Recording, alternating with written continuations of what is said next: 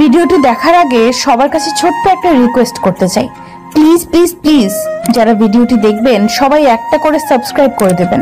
আপনাদের ভালোবাসা পেলে এমন ভিডিও আরো উপহার দেব। ভিডিওগুলো বানাতে অনেক কষ্ট হয় আমি জানি, এই ভিডিওটি অনেক মানুষই দেখবেন, তাই প্লিজ একটা করে সাবস্ক্রাইব করে দেবেন। আর যারা আমাকে ভালোবাসে তারা সবাই একটা করে লাইক দিয়ে দেখিয়ে দিবেন লাভ ইউ অল। তো চলুন আজকের ভিডিওটি শুরু করা যাক।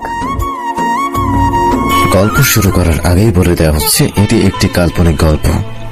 সো চলুন শুরু করা যাক।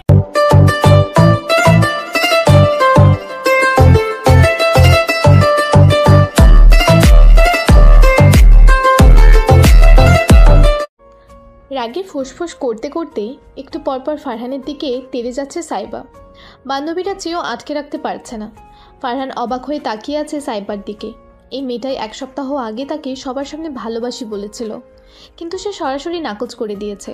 যদিও এটা নিয়ে তার বন্ধু মহলে অনেককেই হাসাহাসি করেছে, সে বিষয়টি খুব একটা পাত্তা দেয়নি। সুদর্শন হওয়ার দরুন এরকম কত মেয়েই তাকে ভালোবাসার দাবি করে, তাদেরকে পাত্তা দিয়ে লাইফ ফেল করার কোনো মানেই হয় না। ফারহানের মতে এইসব মেয়েরা ন্যাকা টাইপের হয়। নির্লজ্জের মতো একটা ছেলেকে কখনো কোনো ভালো মেয়ে প্রেমের প্রস্তাব দেবে না। কিন্তু আজ হঠাৎ এই মেয়ের কী হলো, তার দিকে তেড়ে আসছে কেন? সাইবার হুঙ্কারে ভাবনা থেকে বেরিয়ে এলো ফারহান। আপনার মতো থার্ড ক্লাস ছেলে আমি আমার জীবনে দেখিনি। ছেলে মানুষের ব্যক্তিত্ব এত নিচু মানের কিভাবে হতে পারে? ছি, আপনাকে আমি শুধু ভালোবাসি বলেছিলাম। ভালো লাগতো আপনাকে। কাউকে ভালো লাগা কোনো অপরাধ নয়। আমি নিজের ভালো লাগা আপনার কাছে প্রকাশ করেছি মাত্র, তাতে আপনার আকাশে ওড়ার মতো কিছু হয়নি।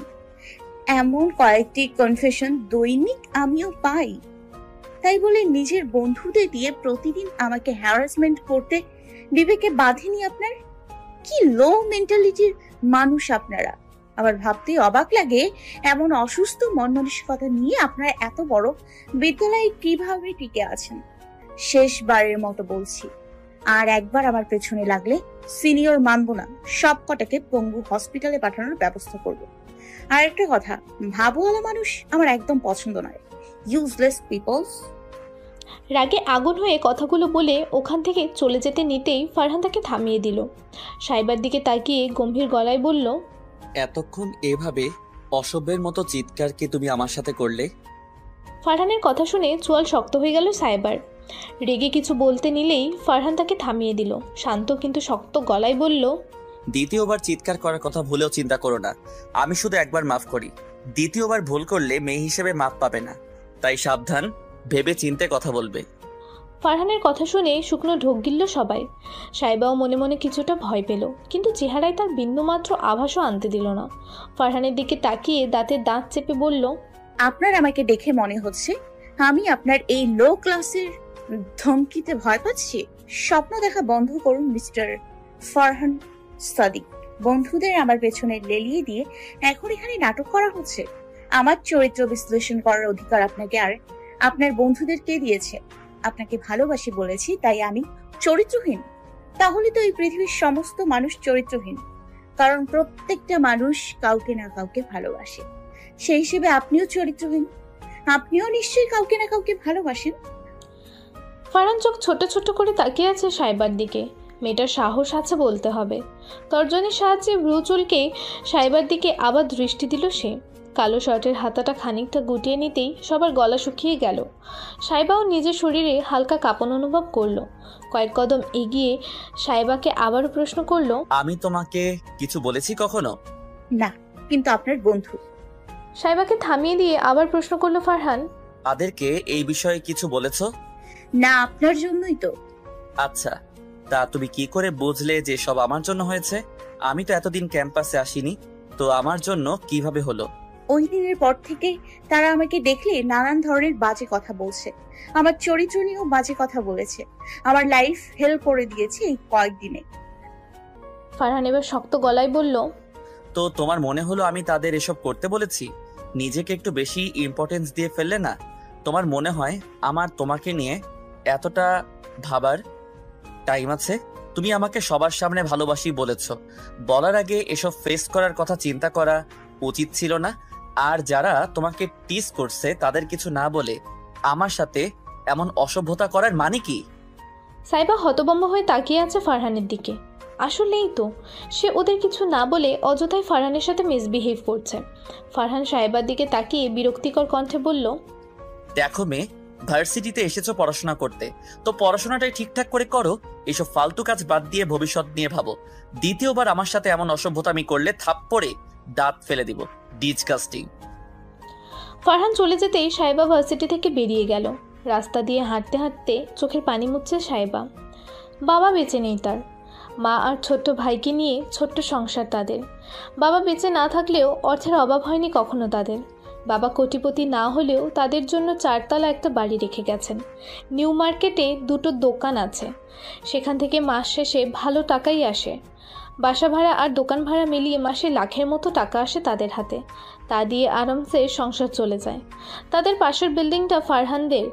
10 তলা বিল্ডিংয়ের 7 তলায় ওরা থাকে, বাকিটা ভাড়া দেওয়া। ফারহানের বাবা একজন শিল্পপতি, বড় ভাই ফারহাদ আবরার আর বোন ফাইজা নিয়ে তাদের পরিবার। ফারহানের মা একজন ডাক্তার। ফাইজা আমেরিকা আছে পড়াশোনার জন্য। এত বড় লোকের ছেলে, তাকে কেন ভালোবাসবে? তবু মন তো আর মানে না। দীর্ঘশ্বাস ফেলে বাড়িতে চলে গেল সাইবা। পরের দিন ভার্সিটিতে পা রাখতেই ফারহানের বন্ধুরা একে একে এসে ক্ষমা চাইতে লাগলো। সাইবা কিছুটা হকচকিয়ে গেলেও তাদের থেকে মুখ ঘুরিয়ে চলে গেল। কিছুটা এগিয়ে যেতেই সাইবার বান্ধবী নীতি বলল, ক্ষমা করে দে সাবু, কালকে ফায়ার ভাই খুব মেরেছে ওনাদের, তুই মাফ না করলে আবার মারবে, প্লিজ মাফ করে দে। সাইবা অবাক হয়ে তাকালো নীতির দিকে। মেরেছে মানে? নীতি বিরক্তিকর চোখে তাকিয়ে বলল, তুই তো কালকে বললি ওনারা তোকে হ্যারাস করেছে, বেচারাকে পঙ্গু হাসপাতালে পাঠাতে চাইলি, এখন বলছিস কেন এসব? তাই বলে মারবে? আবিদ ভাইয়ের জন্য খারাপ লাগছে দোস্ত। আরে ধুর, আদিব ভাইয়াদের মারবে কেন? মেরেছে মিজানদের। তুই বন্ধুদের কথা বলায় কয়েক আদিব ভাইয়ারাও খেয়েছে। ওরা জানতে পারলো মিজানরাই এই কাজ করেছে। মিজানরা তো ওনার ক্লাসমেট, বন্ধু না। নীতির কথার মাঝে আবার মিজান এসে সাইবার কাছে মাপ চাইল। প্রমিস করলো আর কখনো তাকে বিরক্ত করবে না। সাইবাও মাফ করে দিল। মাঠে বসে নিজেদের মধ্যে গল্প করছে সাইবা, নীতি, নীল, সাবা। 4 বন্ধু, 4 জনের প্রাণ। তাদের গল্পের মধ্যে হাজির হলো আদিব। সাইবার দিকে তাকিয়ে মুচকি হাসলো। আপনি তো আমাদের বন্ধুরা তো উত্তম মধ্যম খেয়েছেন সাইবান। সরি ভাইয়া, আমি বুঝতে পারিনি উনি আপনাদের মারবে। সাইবা অপরাধী গলায় সরি বলতেই আদিব হেসে উঠল। সরি বলার কিছু নেই সাইবান, আমরা কিছু মনে করিনি। ফারহানের গাড়ি গেট দিয়ে ঢুকতেই আদিব শুকনো ঢোক গিলল। তাড়াতাড়ি ওদের থেকে বিদায় নিয়ে ফারহানের কাছে চলে গেল। না হলে দেখা যাবে সাইবার সাথে হেসে কথা বলার অপরাধে তাকে কেলিয়ে কোমায় পাঠিয়ে দেবে। 7 তলার বারান্দার দিকে চোখ বড় বড় করে তাকিয়ে আছে সাইবা। ফারহান বারান্দার ডিভানে আতশোয়া হয়ে ঘুমোচ্ছে। বুকের ওপর বই দেখে বোঝা যাচ্ছে পড়তে পড়তে ঘুমিয়ে গেছে। ফারহানের স্টাডির সমস্ত কিছু বারান্দায় সেট করা। বুক সেলফ থেকে শুরু করে স্টাডি টেবিল সব কিছু সুন্দর করে সাজানো গোছানো, দেখলেই চোখ জুড়িয়ে যায়। মধ্যরাতের দিকে ঘুম না আসায় ছাদে এসেছিল সাইবা।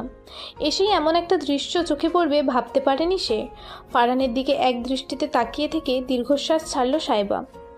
এই ছেলের দিকে তাকিয়ে মায়া বাড়িয়ে লাভ নেই, তবুও বেহায়া চোখ কিছুতেই কথা শুনতে চায় না। বারবার তার দিকে চলে যায়।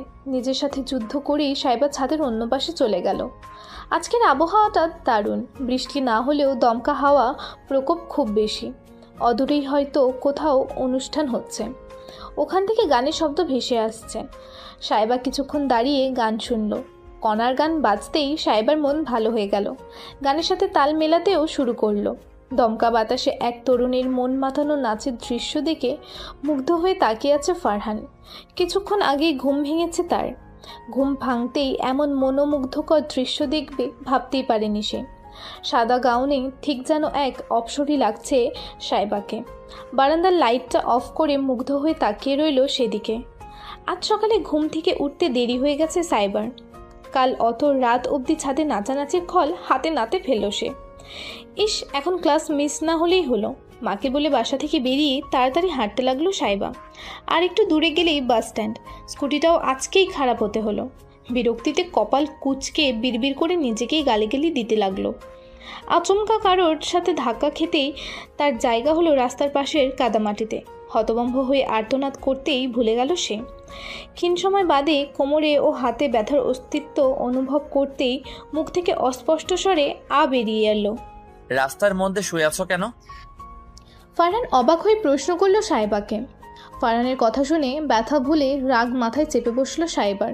দাঁতের দাঁত চেপে বলল, আমি ধুলার রানী, তাই রাস্তায় রাস্তায় গড়াগড়ি খেয়ে খেয়ে গায়ে ধুলা মারছি। এখানেই নিজের রাজপ্রাসাদ বানিয়ে রাজত্ব শুরু করব। প্রশিক্ষণ দিয়ে সৈন্য সমস্ত বানিয়ে ধুলোর মহারানী হয়ে যাব। তারপর যারা আমার সামনে এসে বেহুদা কথা বলবে তাদের ধরে ধুলোয় গড়াগড়ি খাওয়াবো। সাহেবার কথা শুনে খুব খুব করে কেসে উঠল ফারহান। মেয়েটা অসম্ভব রেগে গেছে বুঝতে পেরে আর কোনো কথা বাড়ালো না। ফোনটা পকেটে ভরে সাহেবার দিকে এগিয়ে গেল। আচমকা সাহেবার হাত ধরে টেনে তুলতেই সাহেবা আর্তনাদ করে উঠল। ঠোঁট কামড়ে ধরে নিজেকে সামলানোর চেষ্টা করলো। চোখ থেকে দুফোঁটা পানি বেরিয়ে যেতেই ফারহান নিজের খোলস থেকে বেরিয়ে এলো। অস্থির হয়ে সাহেবার হাত পা চেক করতে লাগলো। কোথায় লেগেছে তোমার? কোথায় ব্যথা পেয়েছো? রাস্তার মধ্যে পড়ে গেলে কি করে? চোখ কান খোলা রেখে হাঁটা যায় না, অপদার্থ মেয়ে। শেষের কথাগুলো ধমকে বলতে কেঁপে উঠল সাহেবা। সাহেবার উত্তরের অপেক্ষা না করে সাহেবাকে কোলে তুলে নিল ফারহান। সাহেবা চোখ বড় বড় করে তাকিয়ে আছে ফারহানের দিকে। স্তম্ভতি ফিরে পেতেই চেঁচিয়ে উঠল, আরে কি করছেন? নামান আমাকে, মানুষ তাকিয়ে আছে ফারহান ভাইয়া। সাহেবার দিকে বিরক্তিকর দৃষ্টি দিতেই সাহেবা চুপ হয়ে গেল। সাহেবাকে গাড়িতে বসিয়ে ড্রাইভিং সিটে বসে গাড়ি স্টার্ট করলো ফারহান। আমাকে নামিয়ে দিন, আমি বাসায় চলে যাব। আপনার গাড়ি নোংরা হয়ে যাচ্ছে, আমার গায়ে কাদা লেগে আছে, শুনতে পাচ্ছেন আপনি? সাহেবার কথা হাওয়ায় উড়িয়ে দিয়ে ফারহান গাড়ি হসপিটালের দিকে ছোটালো। 10 মিনিটে হসপিটাল পৌঁছে সাহেবাকে আবার কোলে তুলে নিল ফারহান। সাহেবা কাঁচুমাচু করে আশেপাশে তাকাচ্ছে। সবাই ভূত দেখার মতো করে তাকিয়ে আছে ওদের দিকে। ডাক্তারের কেবিনে ঢুকে সাহেবাকে চেয়ারে বসিয়ে দিল ফারহান। ডাক্তারের দিকে তাকিয়ে শান্ত অথচ শক্ত গলায় বলল, 10 মিনিটের মধ্যে ফুল বডি চেক আপ করুন। কোথাও একটা স্ক্র্যাচ থাকলেও আমাকে জানাবেন, আমি বাইরে আছি। দ্রুত পায়ে কেবিন থেকে বেরিয়ে গেল ফারহান। সাহেবা আহম্মক হয়ে তার যাওয়ার দিকে তাকিয়ে আছে। এটা কি হলো? হ্যালো, সাইবার বাসার পাশে বাস স্ট্যান্ডের আশেপাশে সিসিটিভি ফুটেজ চেক করো। সাইবাকে কে ধাক্কা দিয়ে ফেলে দিয়েছে তার খবর আমার চাই। ঠিক আছে ভাই, আমি এখনই আপনাকে জানাচ্ছি। আমাকে কয়েক মিনিট সময় দিন। শুধু খবর দিলে চলবে না, তাকে বিকেলের মধ্যে আমার সামনে হাজির চাই। আচ্ছা ভাই, চিন্তা করবেন না, আমি দেখছি। ফোন কেটে রেগে চোয়াল শক্ত করে দাঁড়িয়ে রইল ফারহান। রাগে গা থেকে গরম ধোঁয়া বেরোচ্ছে তার। আরে কি করছেন? আমি তো বললাম আমি কোমরে আর হাতে ব্যথা পেয়েছি, এত টেস্ট করার দরকার নেই। প্লিজ ম্যাডাম, আমাদেরকে আমাদের কাজ করতে দিন, নাহলে স্যার খুব রেগে যাবেন। নার্সটির অসহায় গলা শুনে সাহেবা ভ্রু কুঁচকে তাকালো। সন্দিহান গলায় জিজ্ঞাসা করলো, ফারহান ভাইকে এত ভয় কেন পাচ্ছেন আপনি? হসপিটালের মালিকের ছেলেকে ভয় পাবো না? এই হসপিটাল ওনাদের কবে থেকে হলো? আরো 1 বছর আগে থেকে। স্যারের মেয়ে তো কয়েকদিন পরে ডক্টর হয়ে ফিরবেন, তখন তিনি এই হসপিটালের দায়িত্ব নেবেন। ও, আর না করবেন না ম্যাডাম, প্লিজ কোঅপারেট করুন। কে আর করার, নিন করেন যা খুশি। সমস্ত টেস্ট করিয়ে রিপোর্ট পেতে 2 ঘন্টা সময় লেগে গেল। সাহেবা এখন একটি লাক্সারি কেবিনে বসে আছে। একেই বলে বড়লোকই কারবার, মশা মারতে কামান দাগা। মনে মনে ফারহানের গোষ্ঠী শুদ্ধ উদ্ধার করে ফেলেছে সে। আরও আধা ঘন্টা পরে ফারহান আসলো। দেখে মনে হচ্ছে সাহেবার বড় কোনো রোগ ধরা পড়েছে। চেহারা প্যাঁচার মতো করে এসে সাহেবার সামনে দাঁড়ালো। কি হয়েছে? তেমন কিছু না, কোমরে একটু ব্যথা পেয়েছো, হাত আর পায়ে কিছুটা ব্যথা হবে, রাতে জ্বর আসতে পারে, কয়েকদিন ফুল বেড রেস্টে থাকবে, বেশি নড়াচড়া করবে না, তো কোমরের সমস্যা বাড়তে পারে, তাহলে আর তোমার ধুলোর রানী হওয়া হবে না। ফারহানের কথা শুনে সাহেবা কটমট করে তার দিকে তাকালো। সাহেবাকে এভাবে তাকাতে দেখে ফারহান মুচকি হেসে ওর গাল টেনে দিল। সাহেবা চোখ বড় বড় করে তাকালো ফারহানের দিকে। এই ছেলের হঠাৎ করে কি হলো? এতদিন তো পাত্তাই দিত না, এখন এত দয়া দেখাচ্ছে কেন? মোটা টাকা হসপিটালের বিল ধরিয়ে দেওয়ার ধান্দা না তো? আল্লাহ, কি ধান্দা বাজতো, নাউজুবিল। মায়ের সামনে কাচুমাচু করে বসে আছে সাহেবা। সামনে সোফায় ফারহান বসে তার মাকে মেডিসিন বুঝিয়ে দিয়ে যাচ্ছে। সাহেবার মা কিছুক্ষণ পর পর কটমট করে তাকাচ্ছে সাহেবার দিকে। ফারহান সবকিছু বুঝিয়ে দিয়ে যাওয়ার সময় সাহেবার দিকে একবার তাকালো। মেয়েটা এখনও এক কোনায় গুটিসুটি মেরে বসে আছে। ফারহান চলে গেছে প্রায় 2 ঘন্টা হতে চলল, তবুও সাইবার মায়ের প্রশংসার ঝুলি খালি হচ্ছে না। সাইবা বিরক্ত হয়ে তার মায়ের দিকে তাকিয়ে আছে। সাইবার মা কিছু মনে পড়ার ভঙ্গিতে বললেন, ছেলেটা এত কষ্ট করলো তোর জন্য, আমি ভাবছি ওকে একদিন দাওয়াত করে খাওয়াবো, কি বলিস? সাইবার বিরক্তি এবার আকাশ ছুল। মায়ের দিকে তাকিয়ে বিরক্তিকর গলায় বলল, উফ মা, ছাড়ো তো। এত বড়লোক মানুষের আমাদের গরিবের খাবার মুখে রুচবে না। আমরা যা আয়োজন করে খাওয়াবো তা তারা প্রতিদিনই খায়। আহ থাম তো, সবসময় 2 লাইন বেশি বুঝিস। আগামী শুক্রবার ফারহানকে আমাদের বাসায় লাঞ্চ করার জন্য ইনভাইট করবি, কথাটা মনে থাকে যেন। এখন রেস্ট কর, শোয়েব চলে আসবে এক্ষুনি। ছোট্ট ভাইয়ের কথা শুনে সাইবার মন খারাপ হয়ে গেল। তাকে এই অবস্থায় দেখলে ছেলেটা হয়তো কান্নাকাটি শুরু করে দেবে। মা চলে যেতেই সাইবা বন্ধুদের কল করে অ্যাক্সিডেন্টের কথা জানিয়ে দিল। কয়েকদিন ভার্সিটিতে যেতে পারবে না, তাই নোটসগুলো কালেক্ট করে দিতে বলল। সবাই সন্ধ্যায় বাসায় আসবে বলে কল কেটে দিল। 10 তলার চিলেকোঠায় একটা ছেলেকে বেঁধে রাখা হয়েছে। ছেলেটা মিজানের বন্ধুদের মধ্যে একজন। আদিব ছেলেটার সামনে গালে হাত দিয়ে বসে আছে। ছেলেটাকে খুঁটিয়ে খুঁটিয়ে দেখে আগ্রহ নিয়ে বলল, চাকাটাকে খেয়েছিস ভাই? না মানে মরার শখ কেন হলো বুঝতে পারছি না। আর মরতে হলে অনেক অপশন আছে, এই অপশনটাকে কেন বাঁচতে হলো? আদিবের কথা শুনে বন্ধু মহলের সবাই কিটকিট করে হেসে উঠল। আদিব ওদের দিকে তাকাতেই ওরা আরও জোরে হেসে উঠল। ওদের হাসির মাঝেই ফারহান রুমে প্রবেশ করলো। ছেলেটার মুখোমুখি চেয়ার টেনে বসতেই ছেলেটা কাঁপা কাঁপা চোখে তাকালো। ফারহান শান্ত চোখে তাকিয়ে বলল, এককাল তোদের এত মারার পরেও তোরা আবার একই কাজ করলি। ভুল হয়ে গেছে ভাই, আর কখনো এমন করব না। ছেলেটির কাঁদো কাঁদো গলা শুনে ফারহানের চোয়াল শক্ত হয়ে গেল। রক্তলাল চোখে তাকিয়ে বলল, এটা আমার কলিজায় আঘাত করার আগে ভাবা উচিত ছিল।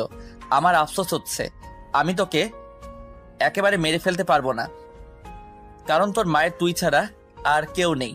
তবে এর শাস্তি তুই পাবি। আদিবের দিকে ইশারা করতেই আদিব একটা হকি স্টিক এগিয়ে দিল ফারহানের দিকে। প্রায় 10 মিনিট বেধর মারার পরে ছেলেটিকে হাসপাতালে পাঠিয়ে দিল।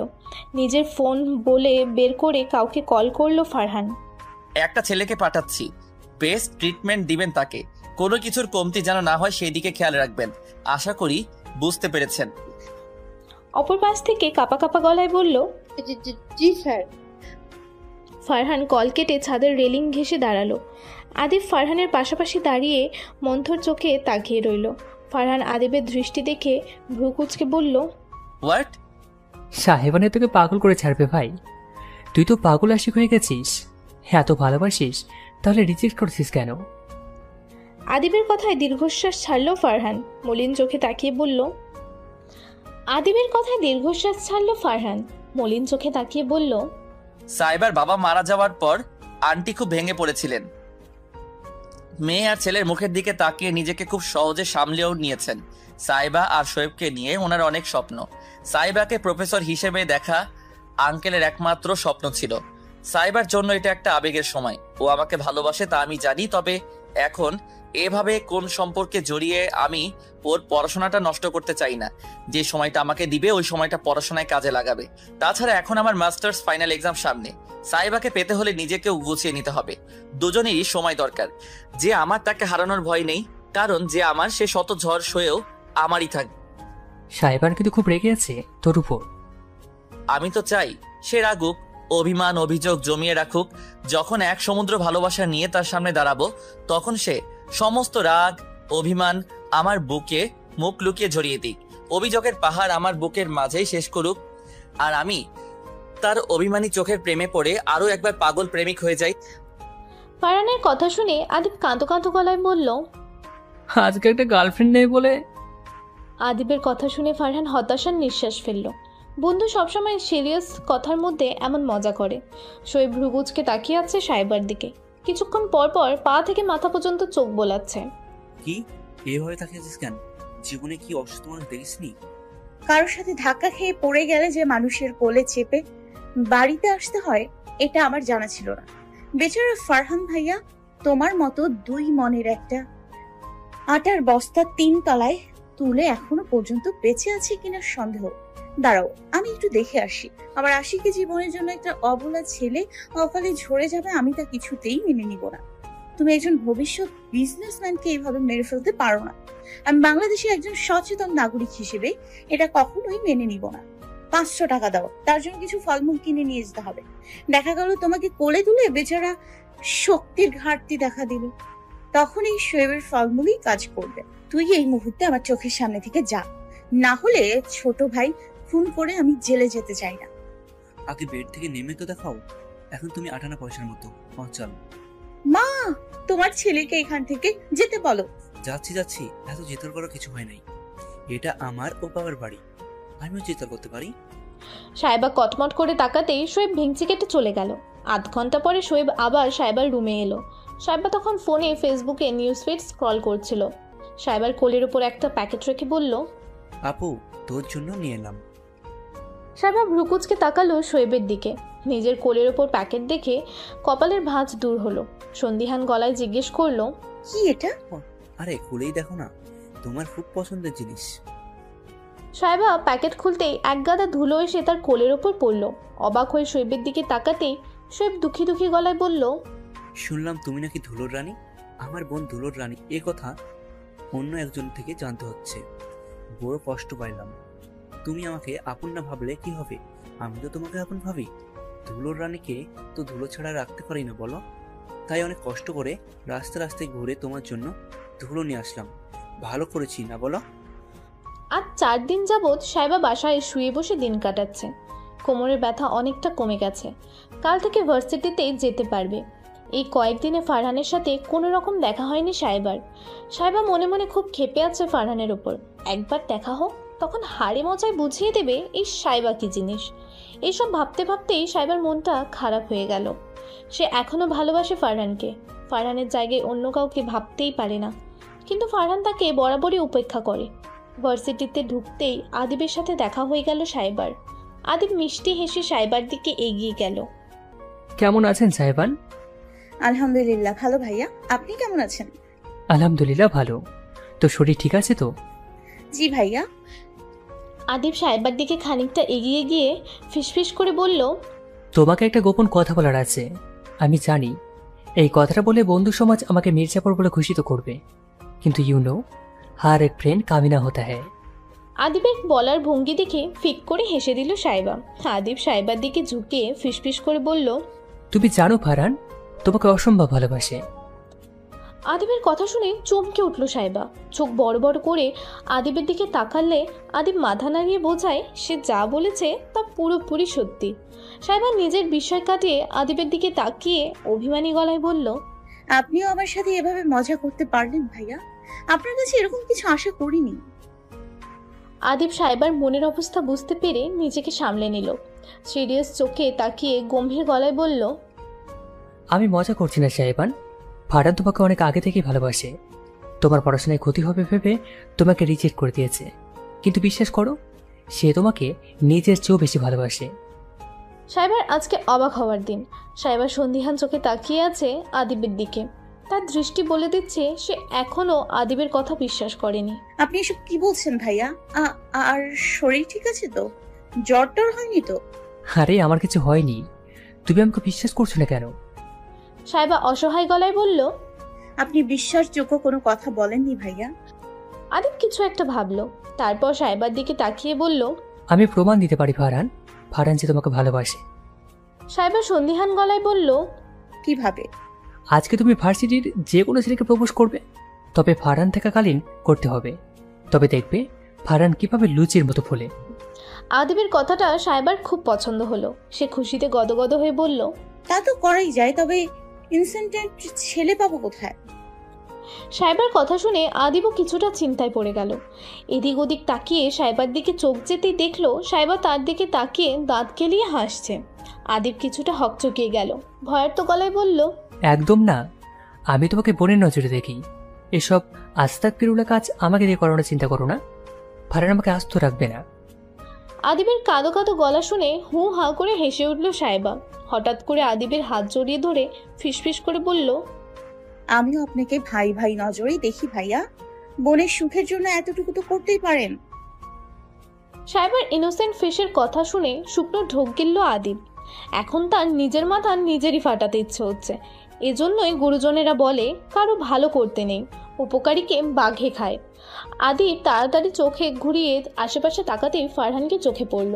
ফারহান ওদের দিকেই সরু চোখে তাকিয়ে আছে। আদিব নিজের কপালের ঘাম মুছে অসহায় গলায় বলল, রেগে গেলে একটা ভাই হারাবে। বর গেলে বর পাওয়া যায়, কিন্তু ভাই গেলে ভাই পাওয়া যায় না পাগলা। সাইবা মাছি দাঁড়াবার মতো করে বলল, আমি আপনার জন্য প্রতি বছর দান সদকা করব ভাইয়া। আপনার নাম শহীদের খাতায় তোলা হবে। বোনের জন্য জীবন দিল ভার্সিটি পড়ুয়া তাগড়া যুবক। ভাবেন এবার আপনি তো সেলিব্রিটি হয়ে যাবেন। আমি সেলিব্রিটি হতে চাই না।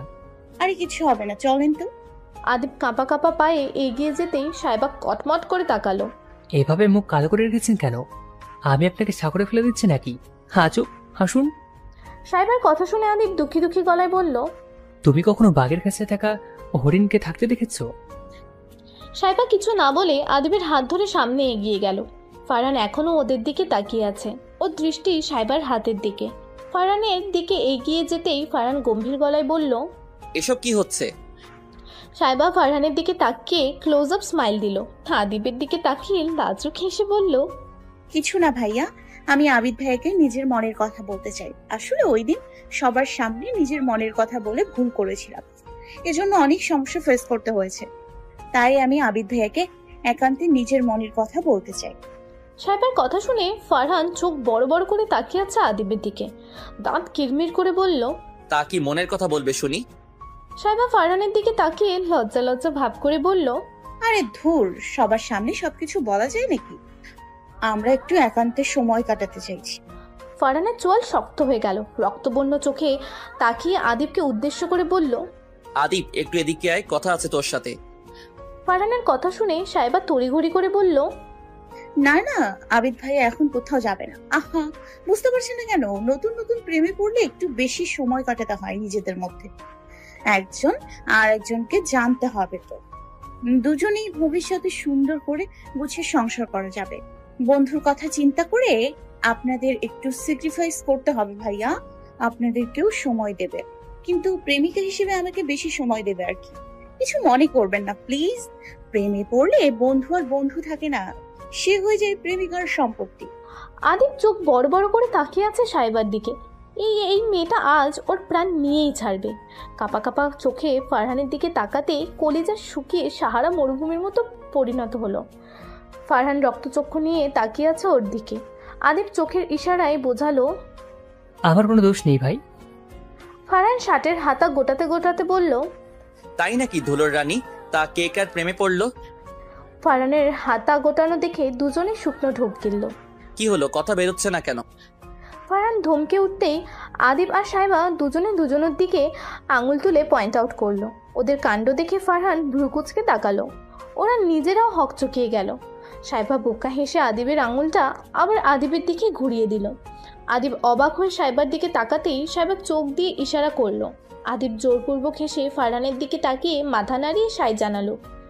ফারহান সাইবার দিকে তাকিয়ে বাঁকা হাসলো। আদিবের কাঁধে হাত রেখে ঘাড় কাত করে সাইবার দিকে তাকাতেই সাইবা হাত দিয়ে কপালের ঘাম মুছে জোরপূর্বক হাসলো। আদিব আবার প্রেম ঠিক করে করতে পারে না। এক কাজ করি, আমি তোমাদের দুজনকে আগে প্রেম করাটা ঠিকঠাক শিখিয়ে দেই, পরে সুখে সংসার করাটাও শিখিয়ে দিব। চলো চলো, শুভ কাজে দেরি করতে নেই। আদিব আর সাইবার দিকে তীক্ষ্ণ দৃষ্টিতে তাকিয়ে আছে ফারহান। আদিব অসহায় চোখে তাকিয়ে আছে ফারহানের দিকে। সাইবার এদিকে কোনো খেয়াল নেই, সে এদিক সেদিক তাকিয়ে তাকিতুকি করছে। ফারহান গলা খাকারি দিয়ে বলল, তো কে কার প্রেমে পড়েছে জানো? আদিব দীর্ঘশ্বাস ফেলে বলল, দেখ ভাই, সত্যি বলছি, কেউ কারোর প্রেমে পড়েনি। আমরা মজা করছিলাম, তাই না সাহেবান? আদিবের কথা সাইবার সরাসরি নাকচ করে দিয়ে বলল। সাইবার কথা শুনে ফারহানের মাথা গরম হয়ে গেল। রাগে চোখ মুখ শক্ত করে তাকিয়ে আছে সাইবার দিকে। ফারহানের অবস্থা বুঝতে পেরে আদিব সাহেবাকে বোঝানোর ভঙ্গিতে বলল, মাথা ঠান্ডা করো সাহেবান। রাগের মাথায় কি বলছো তুমি? তাকে তুমি নিজে জানো? জানো না? আমার মাথা ঠিক আছে ভাইয়া। আমি কি ভুল কিছু বলেছি বলে আপনার মনে হয়? উনি যদি আমাকে ভালো না বাসেন, তাহলে আমাকে নিজের জীবনের সাথে অন্য কাউকে তো জড়াতেই হবে। তাকে ভালোবাসতে হবে, এখানে উনি এভাবে রিয়েক্ট কেন করছেন তাই তো বুঝতে পারছি না। ফাঁকা ক্লাসরুমটা এখন আদিবের কাছে ভয়ঙ্কর কোনো কালকুঠরি মনে হচ্ছে। ভয়ার্থ চোখে ফারহানের দিকে তাকাতেই ভয়ে গলা শুকিয়ে গেল আদিবের। ফারহান এক হাতে নিজের কপাল স্লাইড করছে আর রুমের এদিক সেদিক পায়চারি করছে। হঠাৎ করে আদিবকে টেনে রুম থেকে বের করে দিয়ে নিজের সর্বশক্তি দিয়ে দরজা বন্ধ করে দিল সে। রক্তাক্ত চোখে সাইবার দিকে ঘুরে তাকাতেই ভয় কাঁপতে লাগলো সাইবা। ঝোঁকের বসে অনেকটাই বেশি বলে ফেলেছে এখন বুঝতে পারছে সে। ফারহানকে নিজের দিকে এগিয়ে আসতে দেখে কাঁপা কাঁপা গলায় বলল, দরজা বন্ধ করলেন কেন আপনি? আমাকে যেতে দিন, আমি কিন্তু চিৎকার করব। করো করো চিৎকার। ফারহানের ভয়ঙ্কর গলায় দেয়া হুঙ্কারে সাইবার প্রতিটি শিরায় শিরায় কাঁপন ধরিয়ে দিল। মুখ থেকে কোনো কথা বের হচ্ছে না। ওদিকে বাইরে থেকে আদিব এক নাগারে দরজা ধাক্কিয়ে যাচ্ছে, ভয়তো গলায় ফারহানকে ডেকে যাচ্ছে। দরজা খুল ফারহান। দেখ ভাই, মাথা গরম করে কিছু করিস না। ছোট মানুষ ভুল করে বলে ফেলেছে, মাফ করে দে ভাই। ফারহান সাইবার দিকে এগিয়ে গিয়ে ওকে দেয়ালের সাথে শক্ত করে চেপে ধরলো। অগ্নি চোখে তাকিয়ে দাঁতের দাঁত চেপে বলল, আমার পাখির পাখনা গজাতে শুরু করলো আর আমি তা জানি না। এই মুখ দিয়েই তো অন্য কাউকে ভালোবাসার কথা বলেছিস। এই মুখটা ভেঙে দেই, উড়তে শিখে গেছিস? কান খুলে শুনে রাখ, বেশি ডানা ঝাপটালে তুই আর তোর পাখনা দুটোই ভেঙে গড়িয়ে দিতে আমার 1 সেকেন্ডও লাগবে না। বোঝাতে পেরেছি? শেষের কথাটা চিৎকার করে বলায় সাইবার থরথর করে কেঁপে উঠল। হাত আর গাল এত জোরে ধরেছে মনে হচ্ছে ভেঙেই যাবে। ব্যথায় চোখ দিয়ে অঝরে পানি ঝরছে। সাইবাকে চুপ থাকতে দেখে ফারহান হুঙ্কার দিয়ে বলল, হলো কথা কানে যায়নি? সাইবা ভয়ে ভয়ে মাথা নাড়াতেই ফারহান ধমকে উঠল, ইউজ ইউর ওয়ার্ডস। হ্যাঁ। সাইবার কথা শুনে ফারহান সাইবার গাল ছেড়ে দিয়ে কপালের সামনে অগোছালো চুলগুলো গুছিয়ে দিতে দিতে বলল, গুড। আর কোনোদিন প্রেম করার ইচ্ছা হবে? সাইবা ফারহানের চোখের দিকে তাকিয়ে বলল, আমি প্রেম করলে আপনার কি সমস্যা? ফারহান সাইবাকে নিজের সাথে চেপে ধরে বলল, কারণ তুই আমার, একমাত্র আমার। তোর একটা ধূলিকণার ভাগও আমি কাউকে দিব না, বুঝেছিস আমার ধুলোর রানী? সাইবা অবাক চোখে তাকিয়ে আছে ফারহানের দিকে। খুশি হবে না রাগ করবে ভেবে পাচ্ছে না। সবার সামনে এভাবে অপমান করে রিজেক্ট করে এখন এইসব ঢংমার্কা কথা বলতে এসেছে। সাইবা কটমট করে তাকালো ফারহানের দিকে, ধাক্কা দিয়ে সরিয়ে দিয়ে বলল, আমার এক বিন্দু ধুলোও আপনাকে দিব না। দেখি আপনি কি করতে পারেন। আসছে ধুলিকণার ভাগ কাউকে দিব না। সাইবার রাগ দেখে ফারহান বাঁকা হাসলো। সাইবার দিকে ঝুঁকে মন্থর গলায় বলল, আমি চেয়েছি তোর কাছে, আমার জিনিস আমার তোর কাছে থেকে নিতে হবে কেন? সময় হলে আমি নিজেই নিয়ে নিব। সাইবা ফারহানের দিকে ক্রুদ্ধ চোখে তাকিয়ে দরজা খুলে হনহন করে বেরিয়ে গেল। বারান্দায় আদিব অস্থিরভাবে পায়চারি করছে। সাইবাকে বেরোতে দেখে দৌড়ে এসে সাইবার সামনে দাঁড়ালো, অবাক গলায় বলল, তুমি বেঁচে আছো? আদিবকে কিছু বলার সুযোগ না দিয়ে ভার্সিটি থেকে বেরিয়ে গেল সাইবা। আদিব অবাক হয়ে কিছুক্ষণ সাইবার যাওয়ার দিকে তাকিয়ে রইল। তারপর দ্রুত পায়ে রুমে যেতেই দেখলো ফারহান চেয়ারে টেবিলের ওপর বসে পা তুলে বসে আছে। আদিবকে ভিতরে আসতে দেখে শয়তানি হেসে বলল, আরে আরে শালা সাহেব যে, আসেন আসেন, আপনার জন্যই তো অপেক্ষা করছিলাম। এভাবে বলছিস কেন দোস্ত? ভয় পাই তো। রাস্তা দিয়ে হাঁটছে আর ফারহানকে গালাগালি দিচ্ছে। এতদিন পরে ভার্সিটিতে এসে এইসব কাহিনীর জন্য ক্লাস করা হলো না। ওর ফ্রেন্ডরা কেউ আজ ভার্সিটিতে আসেনি। বাসায় গিয়ে কল দিয়ে সবাইকে ডেকে নেবে। এই ফারহানকে তো দেখে নেবে সে।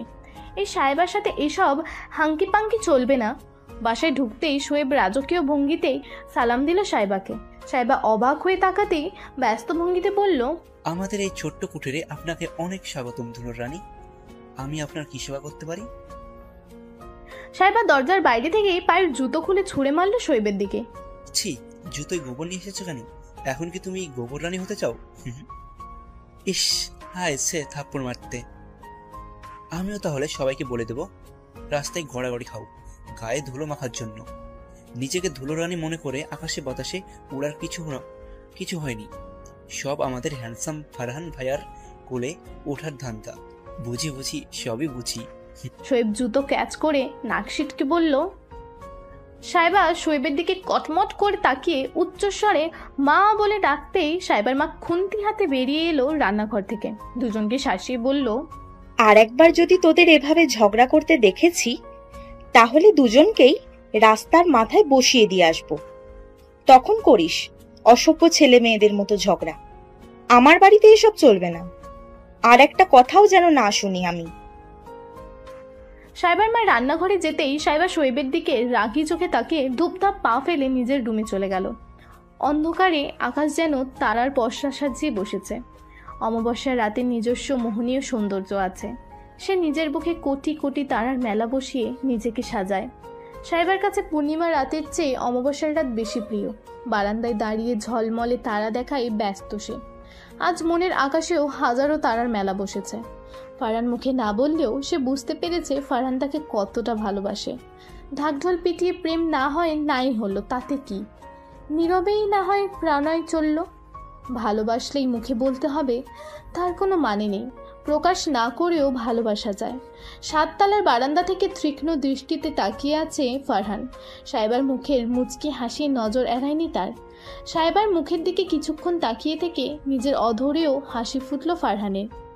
তার প্রেয়সী তাকে চিন্তা করেই অধর প্রসারিত করছে তা সে জানে। বলবো না করেও ভালোবাসা প্রকাশ হয়েই গেল। সাইবার দিকে তাকিয়ে আনমনে ভাবল, আমার লুকিয়ে রাখা তীব্র ভালোবাসা টেনে বের করে এনেই ছাড়লে দুলোর রানী। এখন দেখার পালা তুমি কতটা নিতে পারো। আমি ভালোবাসা দিতে ক্লান্ত হব না। এবার দেখার পালা তুমি কতটা গ্রহণ করতে পারো। সকালে ঘুম ভাঙল মায়ের চিৎকারে। কাল রাতে দেরি করে ঘুমানোর দারুণ আজ সকালে ঘুম ভাঙেনি সাইবার। আজ শুক্রবার, তাই ভার্সিটি যাওয়ার তাড়া নেই। কিন্তু মা জননী তা বুঝলে তো সকাল সকাল চেঁচামেচি শুরু করে দিয়েছে। সাইবা, এই সাইবা, কখন থেকে ডাকছি শুনতে পাচ্ছিস না? আর একবার ডাকতে হলে পিঠের ছাল তুলে নিব, অসভ্য মেয়ে। মায়ের ধমকি উপেক্ষা করে সাইবা কম্বল ভালো করে গায়ে জড়িয়ে নিল। বিরক্ত গলায় বলল, উফ মা, যাও তো, আজ শুক্রবার, আমাকে ঘুমোতে দাও। সাইবার মা কটকট করে মেয়ের দিকে তাকিয়ে রইল। একটানে কম্বল সরিয়ে দিয়ে কয়েক ঝা লাগিয়ে দিল। মায়ের হাতে সকাল সকাল উত্তম মধ্যম খেয়ে লাফিয়ে উঠল সাইবা। পিটপিট করে সামনে তাকাতেই মায়ের অগ্নিদৃষ্টি দেখে শুকনো ঢোক গিলে এক দৌড়ে ওয়াশরুমে চলে গেল। মেয়ের কাণ্ড দেখে থ হয়ে দাঁড়িয়ে রইল সাইবার মা। বিড়বিড় করে মেয়েকে বকা দিতে দিতে রান্নাঘরে চলে গেল। আজ ফারহানের দুপুরে আসার কথা। মেয়ে ছেলেটাকে ঠিকঠাক বলেছে কিনা এটা নিয়ে তার যথেষ্ট সন্দেহ আছে। ওয়াশরুম থেকে বেরুলে একবারও বাড়িতে পাঠাতে হবে। আনমনে এসব ভাবতেই রান্নায় মন দিল সে। বাথরুম থেকে বেরিয়ে ড্রয়িং রুমে যেতেই শোয়েব গা জ্বালানো হাসি দিল। ছেলেটা সারা দিন ওর পিছনে লেগে সাইবা সেদিকে পাত্তা না দিয়ে রান্নাঘরে মায়ের কাছে চলে গেল। সকাল সকাল এভাবে ডেকে তুললে কেন মা? এমনিতেই কাল রাতে ঘুমোতে দেরি হয়েছিল, এখন আবার এত সকাল সকাল তোমার চেঁচামেচিতে ঘুমের 12টা বেজে গেল। তা রাতভর কি এমন রাজকাজ করছো মা যে সকাল সকাল ঘুম থেকে উঠতে পারছো না?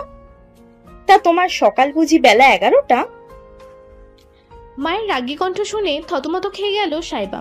ড্রয়িং রুমে ঘড়ির দিকে তাকাতেই চোখ কপালে উঠে গেল। বেলা 11টা বাজে। ভয়ে ভয়ে মায়ের দিকে তাকিয়ে জোর করে হাসার চেষ্টা করলো, কিন্তু হাসি আসলে তো। হাসি বেচারাও ভয়ের চোটে মুখের কোথাও গিয়ে লুকিয়ে আছে। সাইবাকে ভ্যাবলার মতো দাঁড়িয়ে থাকতে দেখে সাইবার মা ধমকে উঠে বললেন। ফারহাদের কথা শুনে সাইবা মনে মনে বলল, আমি পারলে এক্ষুনি ব্যাগ গুছিয়ে বাড়িতে চলে আসি। আপনার ভাই আসতে দিচ্ছে না ভাইয়া, আপনি তাকে ঘড়ির টাইম বন্ধ করে কয়েক ঘন্টা পেটাবেন প্লিজ। তার আগে অবশ্যই হাত পা বেঁধে নেবেন, তার হাতে গন্ডারের মতো শক্তি। এখন কথা বলছিস না কেন? কান খুলে শুনে রাখো দুজনেই, আমার বাসায় এসব মন মর্জি চলবে না। কাল থেকে ঠিকভাবে নামাজ না পড়লে একটারও ভাত নেই, কথাটা মাথায় ঢুকিয়ে রাখো। আর সাইবা, তোমাকে না বলেছিলাম ফারহানকে লাঞ্চ করার জন্য বলতে? বলেছিলে? মায়ের কথায় শুকনো ঢোক গিলল সাইবা। এখন যদি বলে ফারহান কই, সে কিছুই বলেনি, উল্লেখযোগ্য ঝগড়া করে এসেছে, তাহলে খুন্দির বাড়ি একটাও মাটিতে পড়বে না। কিন্তু মাকে মিথ্যা কথাও বলা যাবে না। আরে মা, তুমি একদম চিন্তা করো না, আমি এক্ষুনি গিয়ে ডেকে নিয়ে আসছি। কি বিশ্রী হাসি! হাসা বন্ধ করে ফারহানকে ডেকে নিয়ে আসো। সাইবার মায়ের এই এক সমস্যা, রেগে গেলে তুমি করে বলবে। সাইবা অসহায় মুখ নিয়ে রান্নাঘর থেকে বেরিয়ে এলো।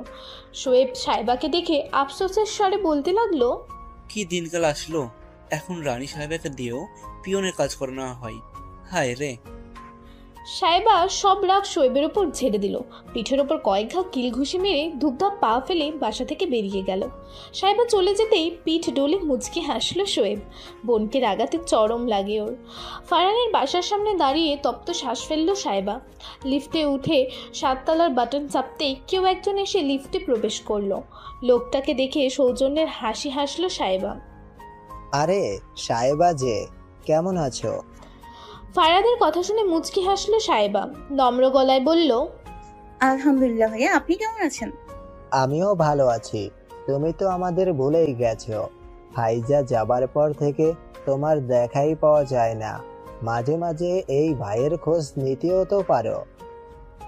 ফারাদের কথা শুনে মুখটা মলিন করে ফেললো সাইবা। সে তো আসতেই চায়, কিন্তু ফারহানের সামনে পড়ার ভয়ে আসে না। আর ওই দিনের পর থেকে একবারও আসেনি। ফারহাদ উত্তরের আশায় এখনো তাকিয়ে আছে সাইবার দিকে।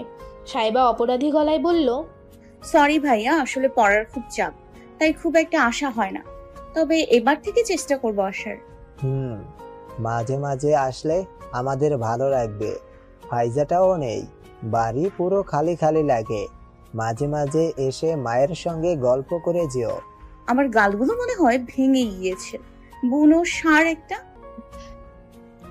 লিফট থেকে নেমে কলিং বেল বাজাতেই বুক ধুকপুক করতে লাগলো সাইবার। কিছুক্ষণ পরে দরজা খুলে দিল ফারহান। একেই বলে, যেখানে বাঘের ভয় সেখানেই সন্ধে হয়। সাইবাকে দেখে এক ভ্রু উঁচু করে তাকালো ফারহান। পিছনে ফারহাদকে দেখে দরজা ছেড়ে ভিতরে চলে গেল সে। সাইবা আর ফারহাদ একসাথে ভেতরে ঢুকলো। সাইবা মনে মনে ফারহাদের 14 গোষ্ঠী উদ্ধার করে দিচ্ছে। ভাব দেখে বাঁচি না, নিজেকে রাজা সিরাজউদ্দৌলা মনে করে। তুই হাসছিস ঘসেটি বেগম, মেল ভার্সন। বুঝেছিস অসভ্য বানরের বেয়াদব নাতি। বসার জন্য কি সৈন্য সামন্ত ডাকতে হবে রানী সাহেবা? ফারহানের তীক্ষ্ণ কণ্ঠ শুনে ভাবনা থেকে বেরিয়ে এলো সাইবা। মুখ বাঁকিয়ে ধুম করে সোফায় বসে পড়ল। সাইবাকে বসতে দেখে ফারহান আস্তে করে কিচেনে চলে গেল। মায়ের কাছে সাইবা আসার কথা বলে সাইবার পছন্দের নাস্তা পাঠিয়ে দিতে বলল। ফারহান চলে যেতে মুচকি হাসলো ফারহানা বেগম। ছেলে রাগী গম্ভীর হলে কি হবে, সাইবাকে অসম্ভব ভালোবাসে তা সে জানে। ছেলের কথা মতো পরোটা আর কলিজা ভুনা নিয়ে হাজির হলো ডাইনিং রুমে। টেবিলে নাস্তা সাজিয়ে ফারহাদ, সাইবা আর ফারহানকে ডাকলো নাস্তা করতে। শুক্রবার সকালের নাস্তাটা একটু দেরি করে খায় সবাই। গপাগপ পরোটা গিলছে সাইবা। দেরি করে ঘুম থেকে উঠে সকালে নাস্তাটাও করতে পারেনি মায়ের জন্য। এখানে নিজের পছন্দের নাস্তা দেখে লোভ সামলাতে পারেনি।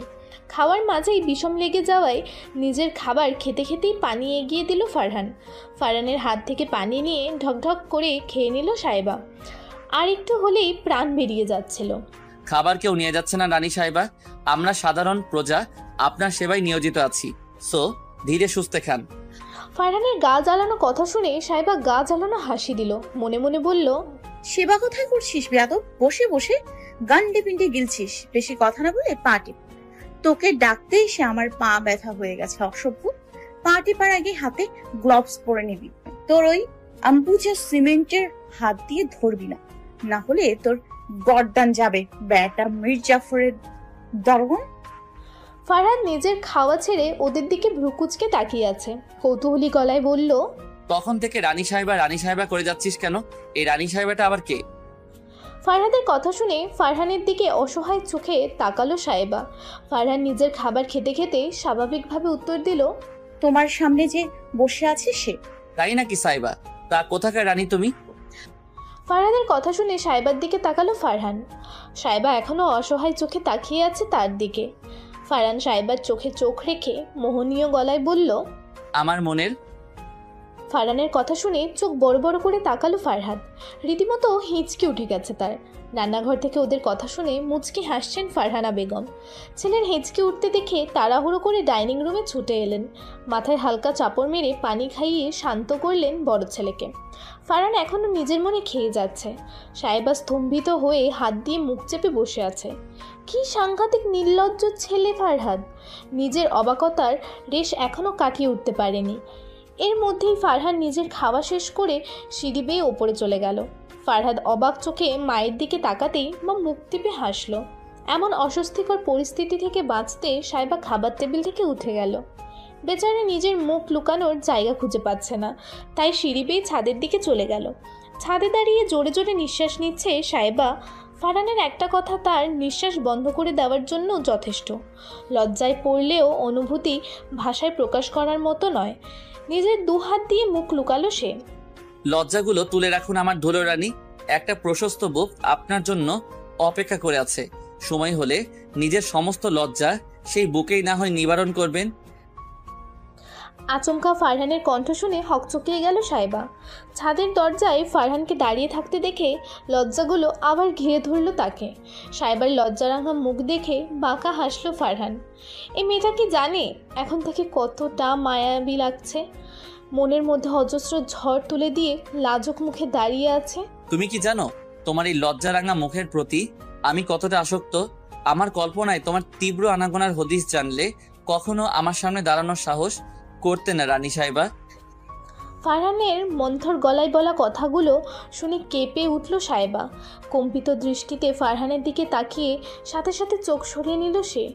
কি ভয়ঙ্কর সে দৃষ্টি! সাহেবার এখন আফসোস হচ্ছে, কেন সে ভালোবাসি ভালোবাসি বলে পেছনে লাগতে গেল। তার যন্ত্রণায় ভালো ছেলেটা কেমন নির্লজ্জের মতো বিহেভ করছে। এরকম একটা ভদ্র ছেলেকে বিগড়ে দেওয়ার অপরাধে তার ফাঁসি হওয়া উচিত। সাহেবা দুঃখী দুঃখী চোখে তাকালো ফারহানের দিকে, অসহায় গলায় বলল, আপনার কি হয়েছে ভাইয়া? এমন অদ্ভুত ব্যবহার করছেন কেন? এটাকে ভালোবাসা বলে রানী আমার, এখন থেকে অভ্যাস করতে শিখো। সাহেবা হাঁ করে তাকিয়ে আছে ফারহানের দিকে। এমন ভয়ঙ্কর ভাবে ভালোবাসার কথা কে বললো? আজও সাহেবা পরিস্থিতি স্বাভাবিক করতে আমতা করে বলল, মা আপনাকে যেতে বলেছে ভাইয়া। আজকে দুপুরে আমাদের বাসায় লাঞ্চ করবেন, সাথে ফরহাদ ভাইয়াকেও নিয়ে যাবেন। আমি এখন যাই। হ্যাঁ, অনেকক্ষণ হলো এসছি, মা রাগ করবে, চলে আসবেন প্লিজ। ফারহানকে কিছু বলার সুযোগ না দিয়ে এক প্রকার দৌড়ে পালিয়ে গেল সাহেবা। সাহেবার যাওয়ার দিকে তাকিয়ে মুচকি হাসলো ফারহান। বাসায় আসতেই ফারহানকে চেপে ধরল ফারহাদ। ভাইয়ের এমন আচরণে মোটেও অবাক হলো না ফারহান। ফারহাদ নিজের উত্তেজনা চেপে রাখতে না পেরে একের পর এক প্রশ্ন করেই যাচ্ছে। কবে থেকে হলো এসব? আমাদের বলিসনি কেন? প্রপোজ করেছিস? সাহেবা কি বলেছে? রাজি হয়েছে? ফারহানা বেগম হাসতে হাসতে বললেন, আরে থাম থাম, একসাথে কতগুলো প্রশ্ন করবি? ছোট ভাইয়ের প্রেম নিয়ে কথা বলতে লজ্জা করছে না? আমি আমার প্রাইভেট বিষয় কারোর সাথে শেয়ার করব না। বিয়ের সময় দাওয়াত করব, এসো। আর আজকে সাহেবাদের বাসায় লাঞ্চের ইনভাইট আছে, নামাজ শেষে যেতে হবে, রেডি থেকো। একদমই কথাগুলো বলে নিজের রুমে চলে গেল ফারহান। ফারহাদ নিজের মায়ের দিকে তাকালো। ফারহানা বেগম সব খুলে বলল ফারহাদকে। সাহেবাকে বউ করে নিয়ে আসার ব্যবস্থা করো আম্মু, মেয়েটা খুব ভালো। আর তোমার ছেলে তো লাজ লজ্জা সব ভুলেই বসে আছে, কখন যে মাথা বিগড়ে যায়। কিছু ঘটানোর আগেই ঝামেলা সেরে ফেলো। ফারহাদের কথা শুনে মুচকি হাসলো ফারহানা বেগম। ছেলের চুল এলোমেলো করে দিয়ে বলল, বড় ছেলে রেখে ছোট ছেলে বিয়ে করাবো নাকি? আগে তো বড় বউ ঘরে আনি। সাহেবা তো আমাদেরই মেয়ে, যখন খুশি নিয়ে আসতে পারবো। তা তোমার কাউকে পছন্দ আছে নাকি বাবা? থাকলে এখনই বলে দাও, তাহলে আর কষ্ট করে আমাদের খুঁজতে হবে না। যাক, কারোর তো আমার কথা মনে পড়লো। আমি তো ভেবেছিলাম আমাকে বৈরাগ্য নিতে হবে। ফারহাদের দুষ্টুমি দেখে হেসে ফেলল ফারহানা বেগম। আজ তার বিকেলে ডিউটি পড়েছে, তাই বাসায় ছেলেদের সাথে সময় কাটাচ্ছে। ফারহানের বাবা সানোয়ার আবরার বেরিয়েছে কিছুক্ষণ আগে। এই সময়টা সে বন্ধুদের সাথে কাটায়। ব্যবসায় সারা সপ্তাহ ব্যস্ত থাকলেও শুক্রবার সে বন্ধুদের সাথে সময় দেয়। এতে বন্ধুত্ব টিকে থাকে, সময়ের স্রোতে হারিয়ে যায় না। সাহেবাদের বাসার সামনে দাঁড়িয়ে আছে ফারহাদ। ফারহানের এখনও আসার নাম নেই। তাকে দাঁড় করিয়ে রেখে কোথাও একটা চলে গেছে। 5 মিনিট পরে ফারহানের দেখা মিলল, হাতে কয়েকটি শপিং ব্যাগ। ফারহানের হাতের দিকে তাকিয়ে বলল, নতুন জামাইদের মিষ্টি নিয়ে আসতে হয়, তুই এসব কি নিয়ে এসেছিস? এগুলো আমার হাতে দে আর মিষ্টি নিয়ে আয়। ফারহান কিছু না বলে কলিং বেল চাপলো। সাথে সাথে দরজা খুলে দিল শোয়েব। ফারহানের দিকে তাকিয়ে মুচকি হাসলো, সাথে ফারহাদকে দেখে সালাম দিয়ে বলল, আসসালামু আলাইকুম ভাইয়া, কেমন আছেন আপনি? আসুন আসুন, ভিতরে আসুন। ফারহাদ সালামের উত্তর দিয়ে ভেতরে প্রবেশ করতে করতে বলল, ওয়ালাইকুম আসসালাম সোয়েব। আমি আলহামদুলিল্লাহ ভালো আছি, তুমি কেমন আছো? পড়াশোনা কেমন চলে? ভালো ভাইয়া, বসুন। আমি মাকে বলে আসছি আপনারা চলে এসেছেন। শোয়েব রান্নাঘরের দিকে চলে গেল। মিনিট দুয়েক পরেই সাইবা পানি নিয়ে এলো ড্রয়িং রুমে। ফারহাদ সাইবার থেকে পানি নিয়ে ঢকঢক করে খেয়ে ফেলল। ফারহান তার প্রেয়সীর দিকে অপলক তাকিয়ে আছে। কালো জামায় সাইবাকে কালো পরীর মতো লাগছে। ফারহাদ হালকা ধাক্কা দিতেই হুঁশ ফেলল তার। প্যাকেটগুলো সাইবার হাতে দিতেই সাইবা জিজ্ঞাসা দৃষ্টিতে তাকালো। তোমাদের সবার জন্য সামান্য কিছু উপহার। এগুলো দরকার ছিল না ভাইয়া, আপনারা এসেছেন তাতেই আমরা খুশি। উপহার দিলে নিতে হয় সাইবা, এগুলো নিয়ে যাও। ফারহাদের কথায় সাইবা আর কিছু বলল না। ওখান থেকে চলে যেতে নিতেই শোয়েবের আগমন। সাইবার দিকে গা জ্বালানো হাসি দিয়ে বলল, আরে ভাইয়া, আপনি কি জানেন আমাদের সেবায় নিয়োজিত আমাদের একমাত্র ধুলোর রানী যেন তেন রানী নয়, একেবারে ধুলাই গড়াগড়ি খাওয়া রানী। টুংটাং চামচের শব্দ ব্যতীত অন্য কোনো শব্দ পাওয়া যাচ্ছে না। সবাই খাওয়ায় ব্যস্ত হলেও ফারহান একমনে সাইবার দিকে তাকিয়ে আছে। কয়েকবার সাইবার সাথে চোখাচোখি হলেও ফারহান দৃষ্টি সরায়নি।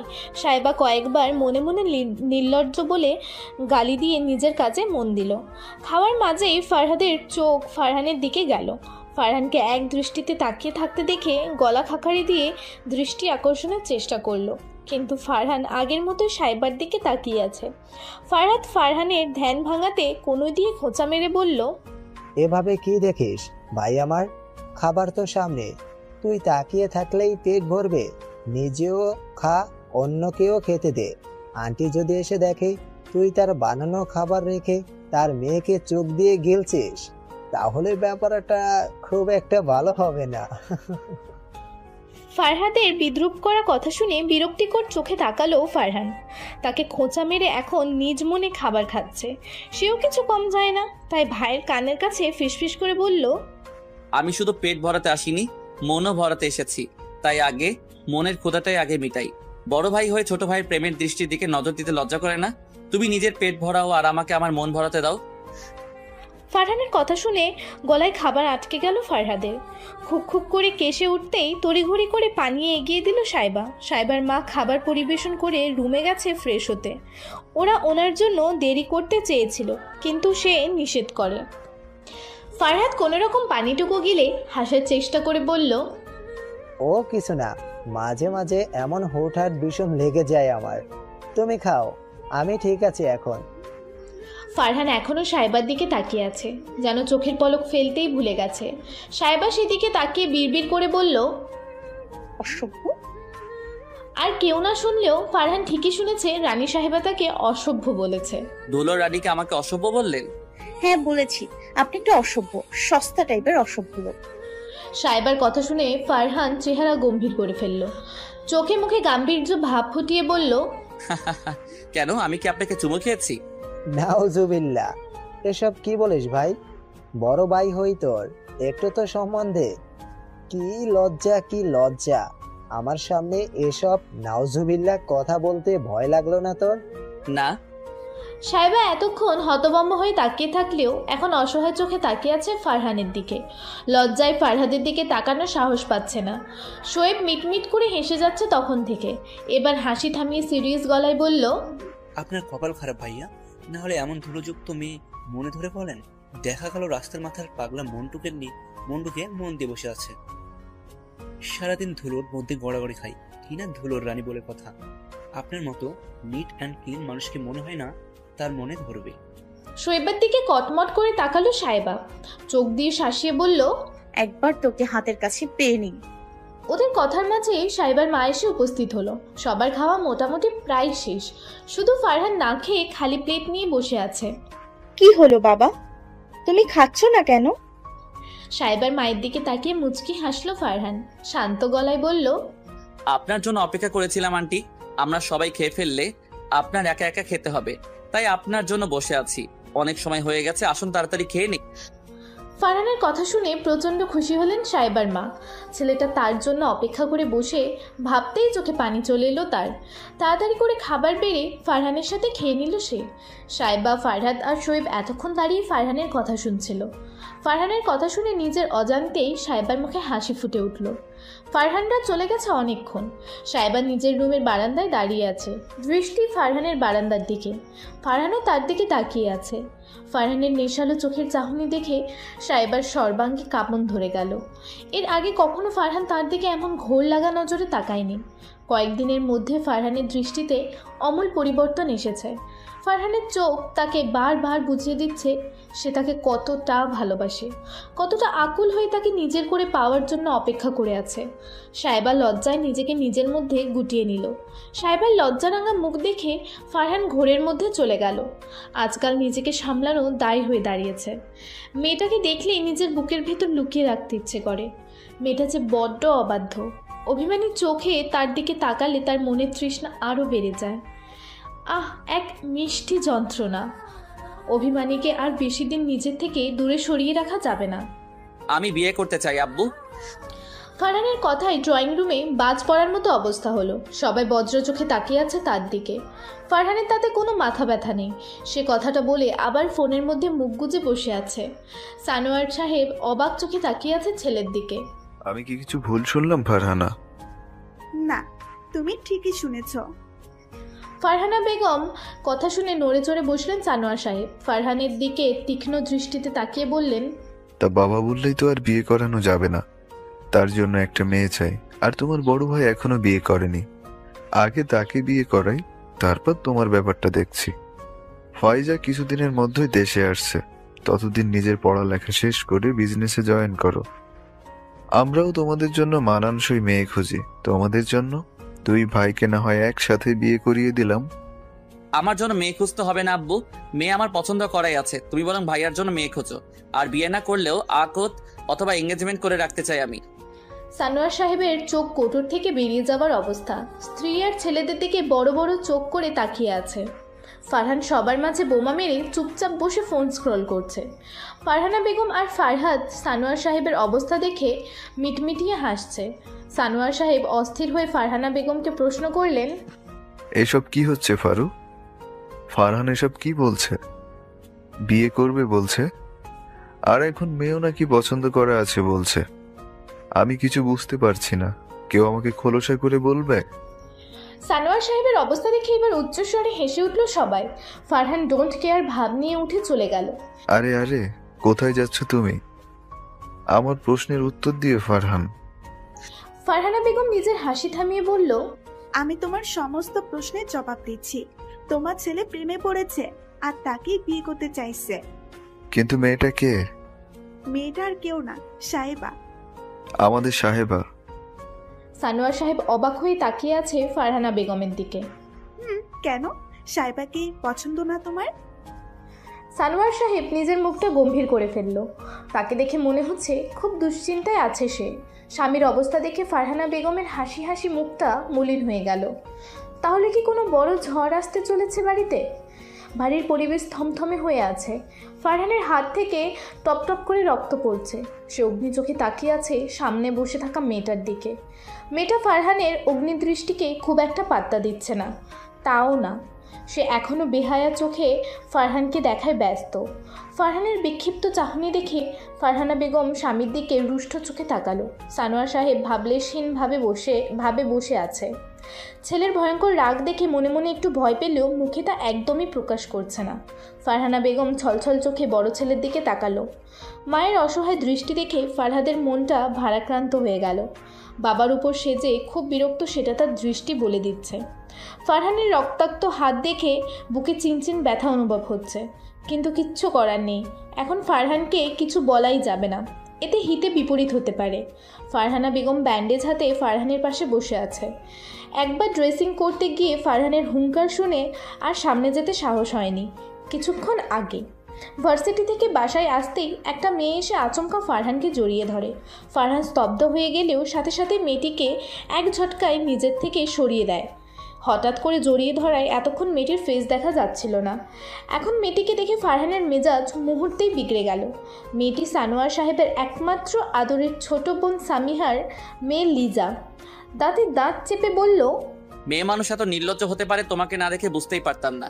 হেই you, listen to me carefully. আর কখন আমার সাথে গা ঘেঁষাঘেঁষি করতে আসবে না। Is that clear? ফারহানের রাগকে উপেক্ষা করে ওর পা থেকে মাথা পর্যন্ত চোখ বোলালো লিজা। লাস্যময়ী হেসে বলল, দিন দিন এতটাই হট হচ্ছ যে আমি তোমাকে দেখেই তোমার আগুনে পুড়ে যাচ্ছি। You are looking so hot babe. আগুনের বেশি কাছে যেতে নেই, তাহলে সে জ্বালিয়ে ছাই করে দিবে। তুমি নিশ্চয়ই ছাই হতে চাও না? ফারহান আগুন চোখে তাকিয়ে বাঁকা হেসে বলতেই লিজা আরেকটু এগিয়ে গেল ফারহানের দিকে। তর্জনীর সাহায্যে ফারহানের গালে স্লাইড করতে করতে বলল, আমি তো পড়তেই চাই, তবে তোমার ভালোবাসার আগুনে, তোমার স্পর্শের দহনে জ্বলে পুড়ে শেষ হতে চাই। প্লিজ একটু ভালোবাসো আমাকে। আমি নিজেকে তোমার কাছে বিলীন করে দিতে চাই ফারহান। ফারহান নির্লিপ্ত ভঙ্গিমায় দাঁড়িয়ে আছে। মেয়েটার সাহস দেখে স্তম্ভিত হয়ে গেছে সে। ভাবভঙ্গিমায় নির্লিপ্ত হলেও চোখ থেকে আগুন বেরুচ্ছে। অবস্থা বেগতিক দেখে ফারহানা বেগমকে ডেকে নিয়ে আসলো কাজের মেয়ে সুমি। ফারহানা বেগম নাইট ডিউটি থেকে এসে ঘুমিয়েছিলেন। সুমির কাছে বিস্তারিত শুনে হড়বড়িয়ে উঠে ড্রয়িং রুমে চলে গেল। তড়িঘড়ি করে লিজাকে ফারহানের থেকে সরিয়ে এনে অগ্নি চোখে তাকালো তার দিকে। মামির ঝাঁঝালো নজর টালতে পারল না তাকে। ফারহানের হাত টেনে বলল, রুমে চলো বেবি, এখানে একদমই প্রাইভেসি নাই। ওখানে আমরা একান্তে একটু সময় কাটাবো। ফারহান এক ঝটকায় নিজের হাত ছাড়িয়ে মায়ের দিকে তাকিয়ে বলল, আমি রুমে যাচ্ছি আম্মু। এই নির্লজ্জ মেয়েকে যেন আমার এবং আমার রুমের আশেপাশেও না দেখি। ফারহানের অগ্নিকণ্ঠে বলা কথায় মাথা নাড়িয়ে সায় জানালো ফারহানা বেগম। ফারহান চলে যেতেই ফারহানা বেগম লিজার দিকে কড়া চোখে তাকিয়ে বলল, শোনো লিজা, এটা তোমার মামার বাড়ি, যখন খুশি আসবে বেড়াবে, কিন্তু এমন বাহায়াপনা করে আমার বাসার পরিবেশ নষ্ট করবে না। আর ফারহানের আশেপাশে যেন তোমাকে না দেখি। ফারহানা বেগমের কথা শুনে বাঁকা হাসলো লিজা। সোফায় আরাম করে বসে ঘাড় কাত করে তাকালো তার দিকে। ব্যঙ্গাত্মক গলায় বলল, আমি বেড়াতে আসিনি মামি, আমি এখানে একেবারে এসেছি। আর রইল পরিবেশ নষ্ট করার কথা, আমার হবু বরের সাথে আমি যেখানে সেখানে রোম্যান্স করতে পারি, তাতে মনে হয় না কারো কোনো সমস্যা হওয়ার কথা। আফটার অল এটা আমারও বাড়ি হবে কয়েকদিন পর। লিজার কথা শুনে আকাশ থেকে পড়ল ফারহানা বেগম। নিজের স্তম্ভতা কাটিয়ে কাট গলায় বলল, হবু বউ মানে? আজে বাজে কথা বলা বন্ধ করো, আর খবরদার ফারহানের সামনে এসব পাগলের প্রলাপ করবে না। সেটা না হয় আপনি মামার কাছ থেকে জেনে নেবেন। আমি খুব টায়ার্ড, রুমে যাচ্ছি রেস্ট করতে। লিজা উঠে চলে যেতেই ফারহানা বেগম সানোয়ার সাহেবকে কল করলেন। কয়েকবার রিং হওয়ার পরেও কল রিসিভ করলো না সানোয়ার সাহেব, তাই বাধ্য হয়ে ফারহাদকে কল করলেন। আসসালামু আলাইকুম আম্মু। ওয়ালাইকুম আসসালাম। তোমার বাবা কোথায় ফরহাদ? যতই কাজ থাকুক না কেন এই মুহূর্তে তোমার বাবাকে নিয়ে বাসায় আসবে। কি হয়েছে আম্মু, তুমি ঠিক আছো তো? আমি ঠিক আছি, তবে কতক্ষণ